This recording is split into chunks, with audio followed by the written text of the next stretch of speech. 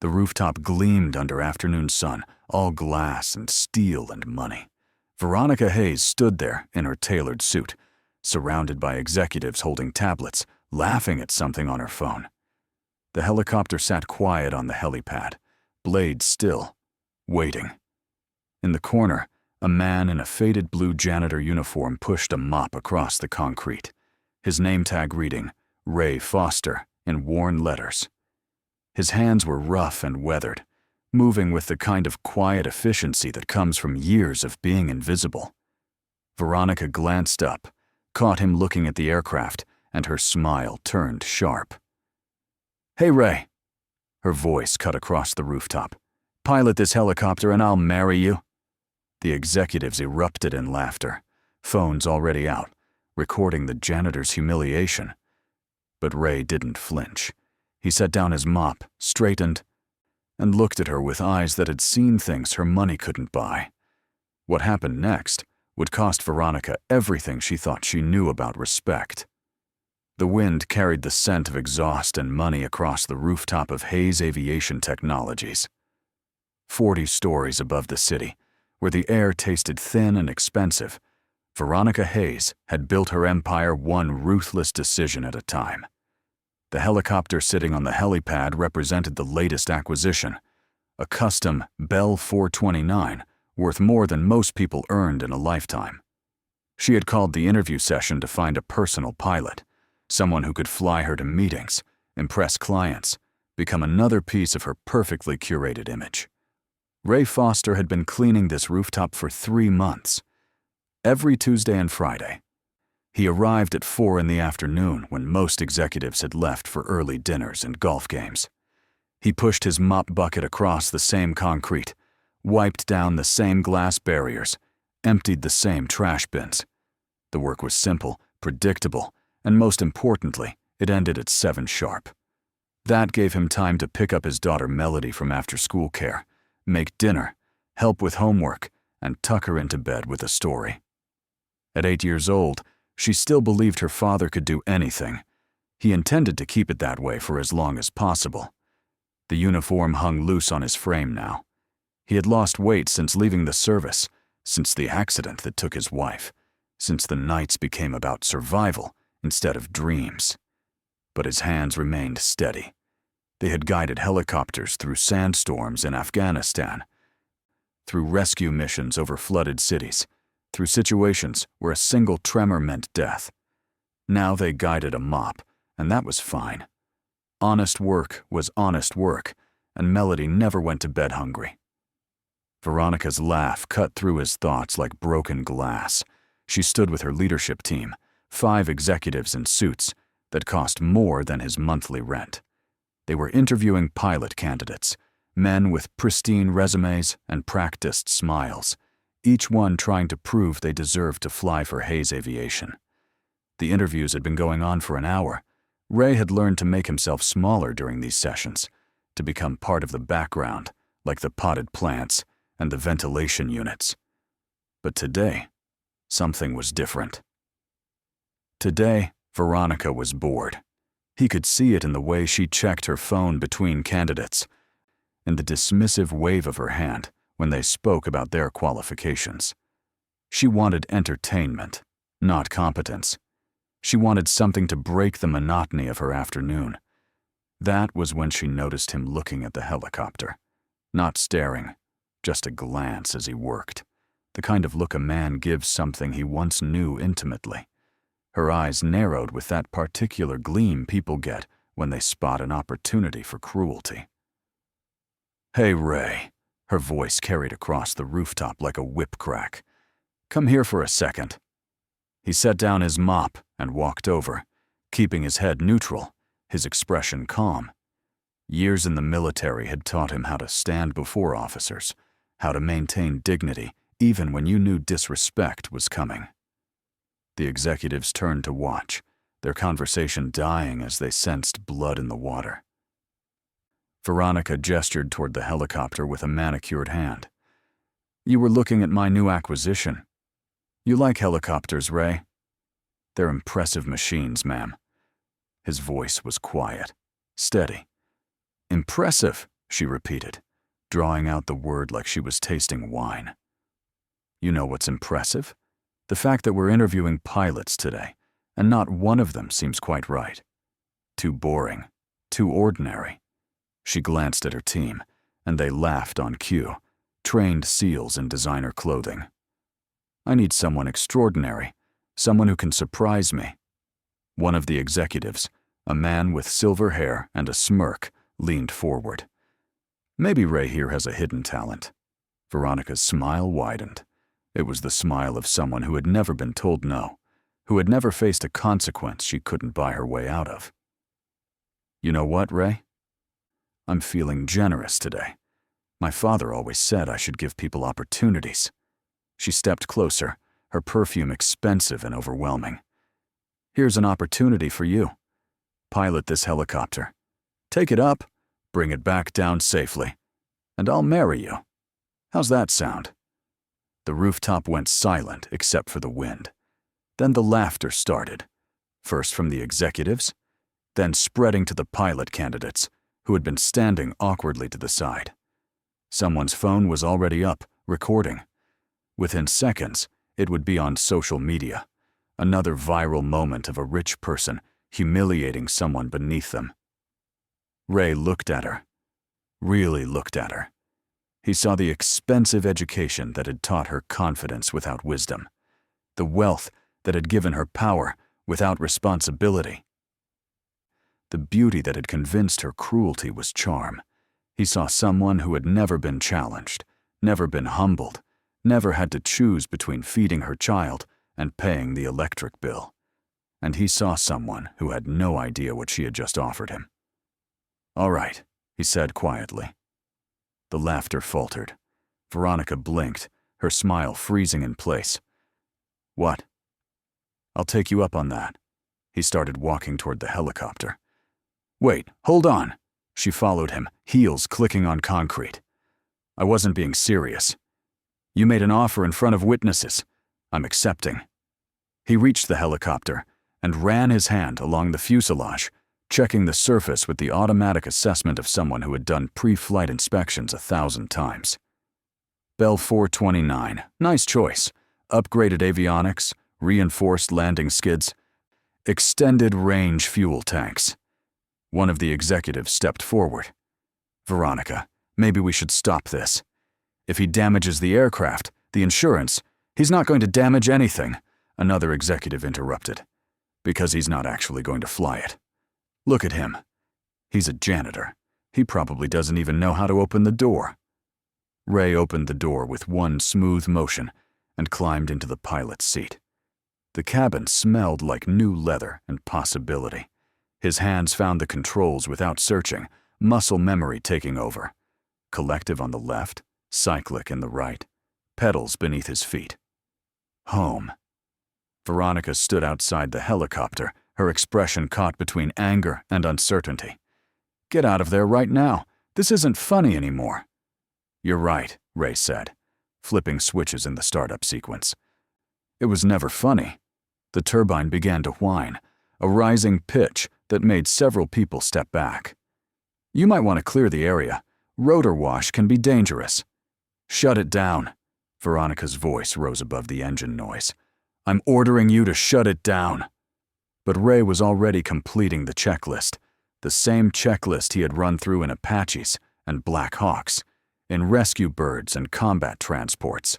His hands moved with the precision of someone who had flown when flying meant life or death, when a single mistake could kill not just yourself, but everyone depending on you.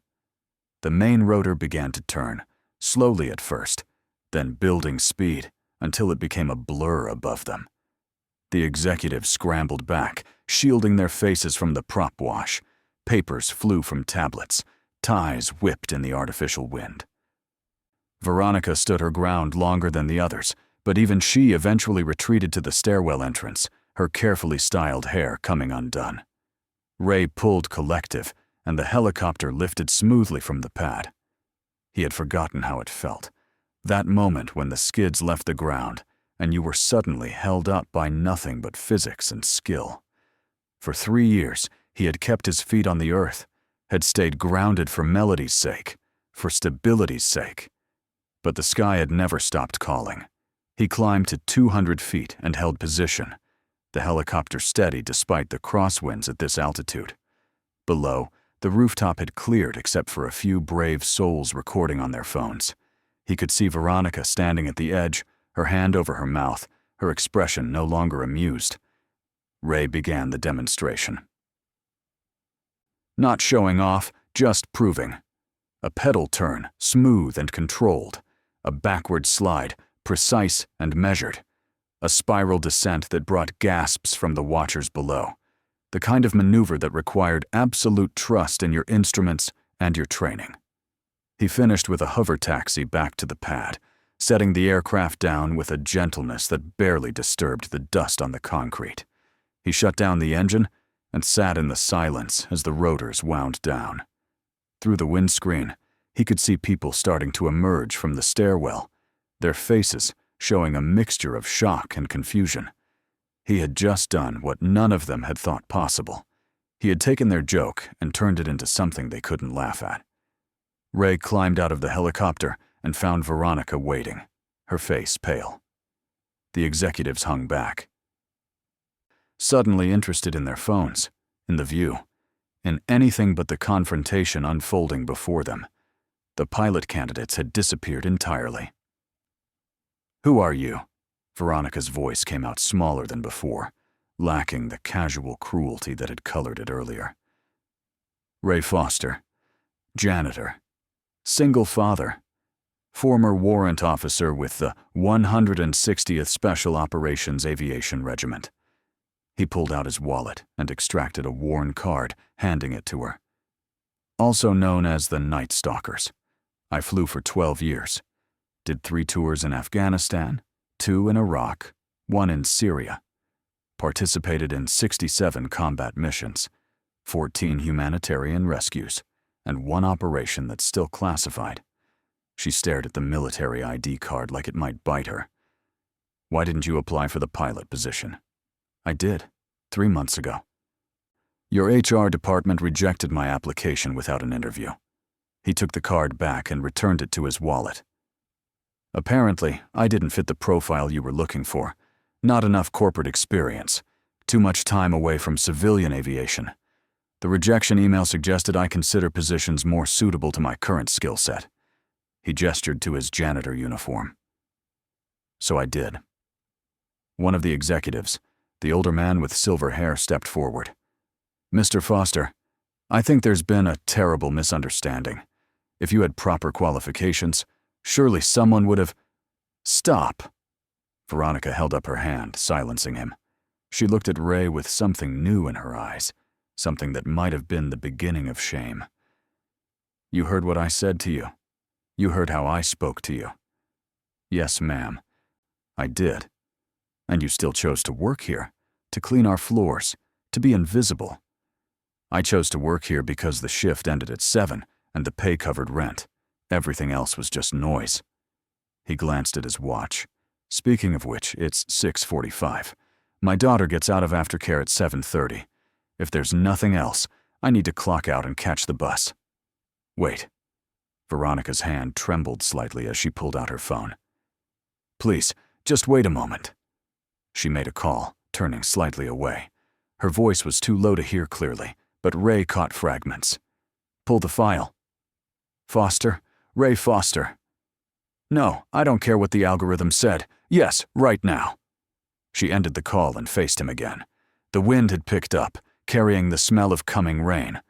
Around them, the executives remained frozen, unsure how to proceed now that their entertainment had transformed into something uncomfortable and real.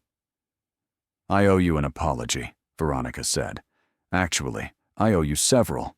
The way I spoke to you, the way I treated you, the way my company screened you out of a job you were clearly qualified for." She paused, seeming to struggle with words that didn't come naturally to her. "I've built this company on innovation and excellence, or so I told myself. But somewhere along the way, I forgot that excellence can wear a janitor's uniform. That dignity doesn't require a designer suit." Apology noted. Ray checked his watch again. I really do need to go. Your daughter. You mentioned her. Veronica glanced at the executives. Greg, get me the details on our employee childcare benefits. Jerry, I want a full review of our hiring algorithms by tomorrow morning. If they're screening out qualified candidates based on employment gaps, I want to know why. She turned back to Ray. Do you still want the pilot position? No, ma'am. I appreciate the offer, but the job requires irregular hours and overnight trips.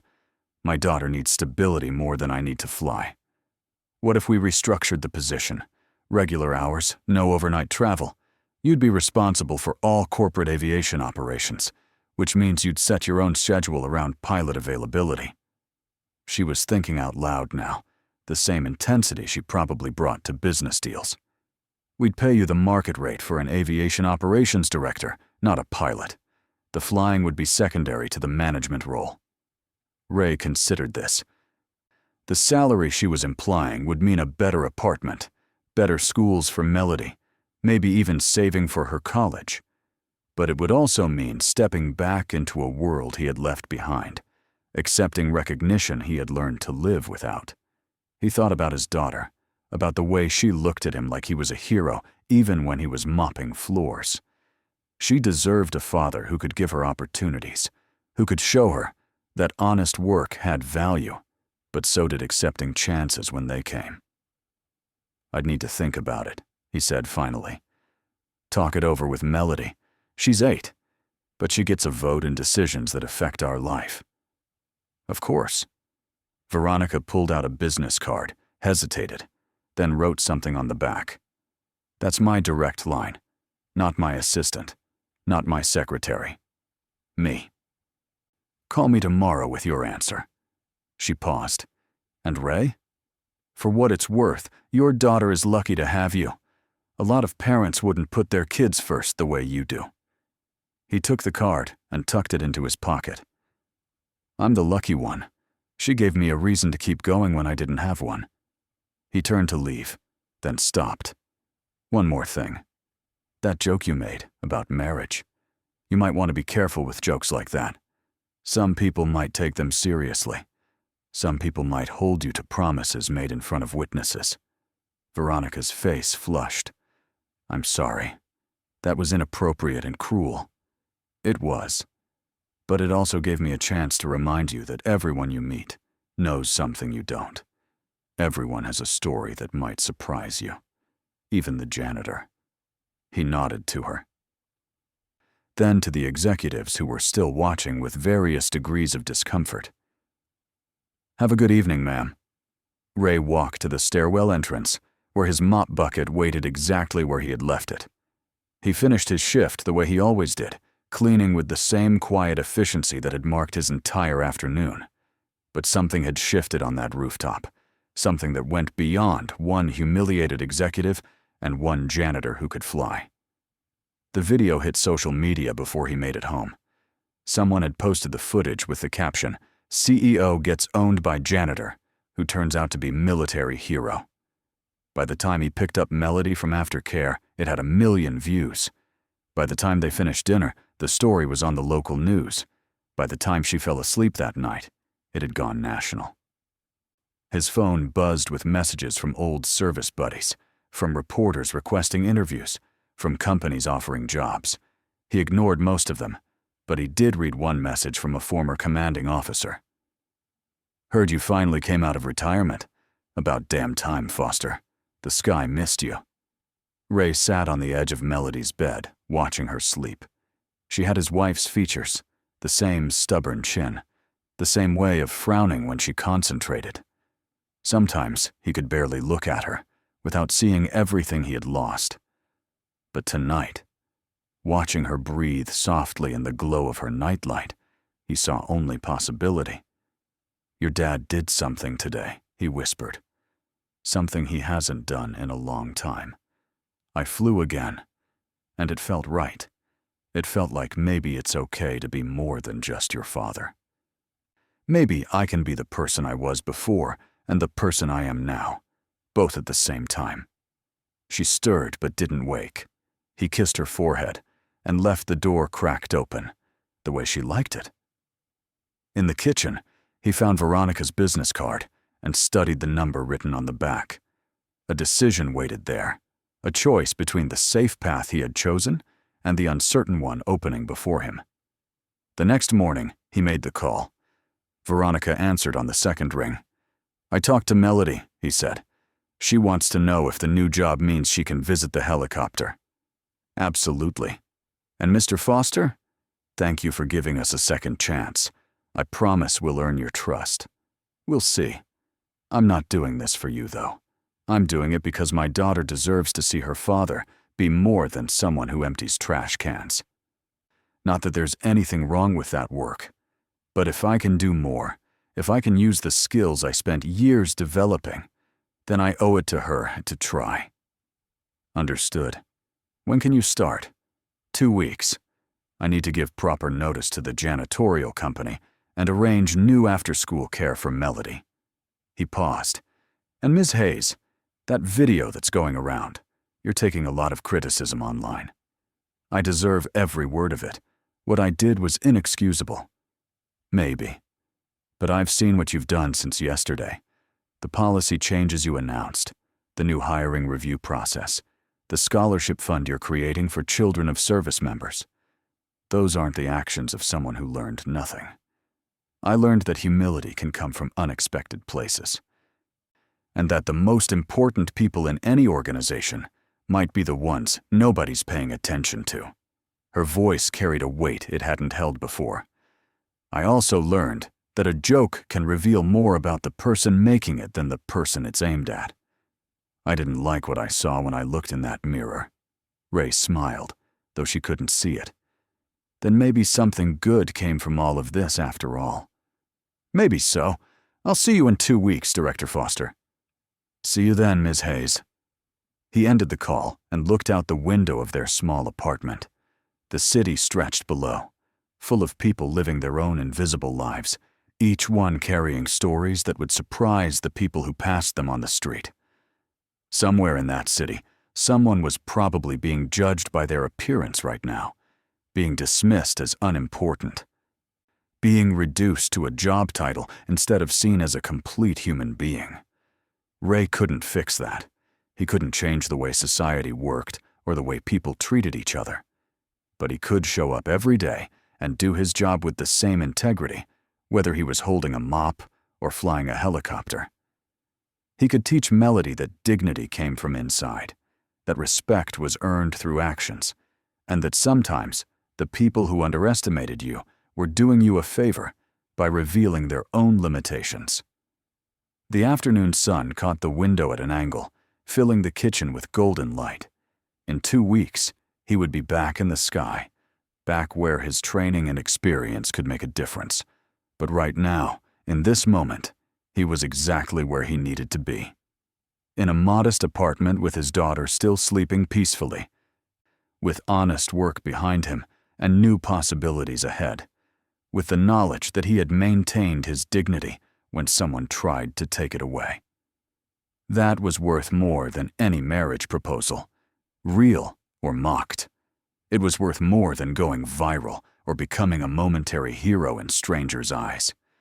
It was the quiet victory of a man who had chosen to survive with grace, who had put his child first, who had remembered that the person sweeping the floor might once have been the person commanding the mission.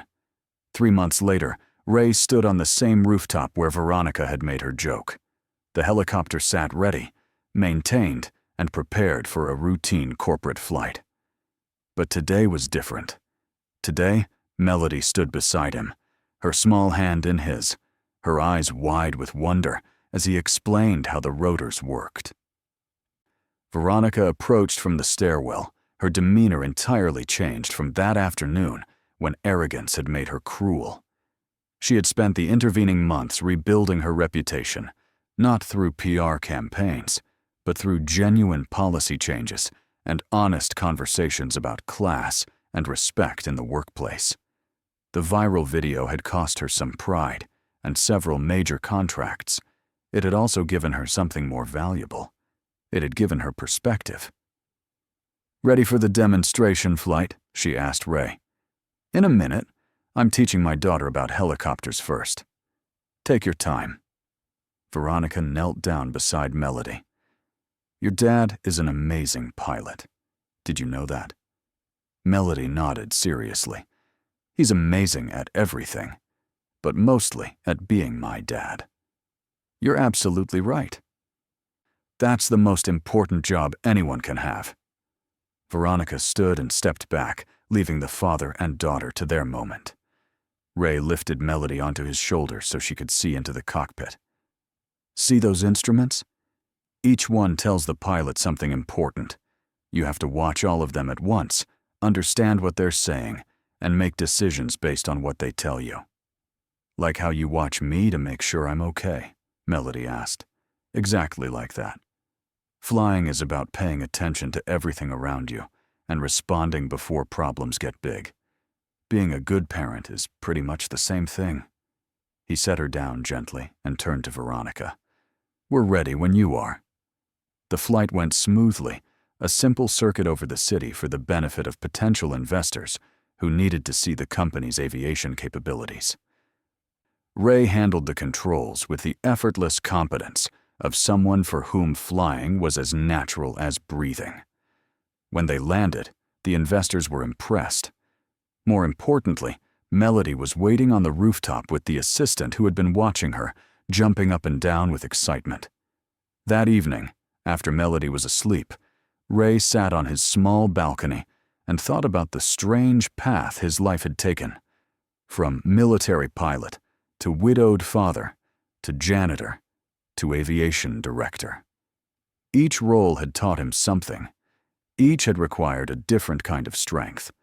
The uniforms had changed, the responsibilities had shifted, but the core of who he was remained constant. He was a man who showed up and did the work, whatever that work might be. He was a father who put his daughter first. He was someone who understood that dignity wasn't granted by others. It was chosen by yourself, every single day, regardless of circumstances. His phone buzzed with a text from Veronica. Thank you for today. The investors were impressed. More than that, I was reminded why I hired you. Not because of a viral video or guilt, because you're exactly who we needed. Someone who understands that excellence and humility aren't opposites. They're partners. Ray smiled and typed back a simple response. Thank you for the opportunity, and for learning from your mistakes. Not everyone does. In the apartment behind him, Melody called out in her sleep. He went to her immediately, adjusting her blanket and checking that her nightlight was still working. She settled back into peaceful dreams, secure in the knowledge that her father was near. That morning would bring breakfast and school and all the ordinary miracles of a stable life. Tomorrow, Ray would fly again. He would manage schedules and maintain aircraft and oversee operations. But tonight, he was just a dad, making sure his daughter slept safe. That was the job that mattered most. That was the role no one could mock or diminish. That was the truth that a wealthy executive had forgotten until a janitor reminded her that everyone has value, everyone has skills, and everyone deserves respect. The city lights sparkled below, each one representing a life, a story, a human being who mattered. Ray had learned that lesson in the hardest ways possible. Through loss and struggle, through humiliation and survival, through the daily choice to maintain his dignity when the world seemed designed to strip it away. He had learned it, and now he lived it every single day. That was the real victory, not the viral video or the new job or the apology from someone who had been cruel. The real victory was in knowing who he was, regardless of what uniform he wore or what title appeared on his paycheck. The real victory was in teaching his daughter that respect started with respecting yourself, that honest work had value, and that sometimes the people who tried to make you feel small were really just revealing their own emptiness. Ray Foster had been a lot of things in his life: soldier, pilot, husband, widower, janitor, director. But the title that mattered most, the one that defined everything else, was father. That was the job he had chosen above all others. That was the role that had made him take a position mopping floors instead of flying helicopters. That was the truth that Veronica's cruel joke had almost missed completely. Almost, but not quite. Because in the end, the joke had revealed something neither of them expected. It had revealed that dignity couldn't be taken away by mockery. It had revealed that skill didn't disappear when circumstances changed. It had revealed that the person cleaning the floor might be the most qualified person in the room, choosing to be there for reasons that had nothing to do with capability and everything to do with love. That was the lesson. That was the story. That was the truth that resonated with millions of people who watched the video and saw themselves in Ray Foster's quiet dignity. Everyone had been underestimated. Everyone had been judged by appearance. Everyone had bitten back a response to casual cruelty and chosen to maintain their self-respect instead of demanding it from others. Ray had just done it in a way that happened to be caught on camera. He had done it with grace and strength and a humility that came from knowing exactly who he was and what he was capable of. He had done it while thinking about his daughter, about getting home on time, about the ordinary rhythms of a life built on love and sacrifice and the daily choice to keep going. The helicopter sat quiet on the rooftop 40 stories above the city. Inside it, systems waited patiently for the next flight, for the next opportunity to lift away from the earth and touch the sky. Beside it, a small janitor's cart held mop and bucket and cleaning supplies, still used by someone else now, still necessary, still representing honest work performed by people who deserved respect. Between those two objects lay a story about dignity and humility, about second chances and hard-won wisdom, about a woman who learned to see beyond appearances and a man who never stopped seeing himself clearly. It was a story that had started with a joke and ended with transformation, that had begun with cruelty and concluded with growth. But most of all, it was a story about a father who loved his daughter enough to accept humiliation, to work jobs beneath his skills, to sacrifice his identity for her stability. And when the moment came to reclaim part of who he had been, he did it not with anger or resentment, but with the same quiet dignity that had marked every other choice in his new life. That dignity, that love, that unwavering commitment to being the parent his child needed. Those were the things that had cost Veronica her easy cruelty and comfortable arrogance. Those were the things that had reminded her that everyone had value, everyone had a story, and the most important measure of a person had nothing to do with their job title or bank balance. In the end, Ray Foster taught more than flying that day on the rooftop. He taught that grace under pressure came in many forms, that strength could be quiet, that dignity was a choice you made for yourself, not something granted by others, and that sometimes the person everyone overlooked was actually the person everyone needed to see. The lesson had been learned, the story had been told, and somewhere in a modest apartment, a little girl slept peacefully, dreaming of helicopters and heroes, never knowing that the greatest hero she would ever need was the one who chose to be her father first and everything else second.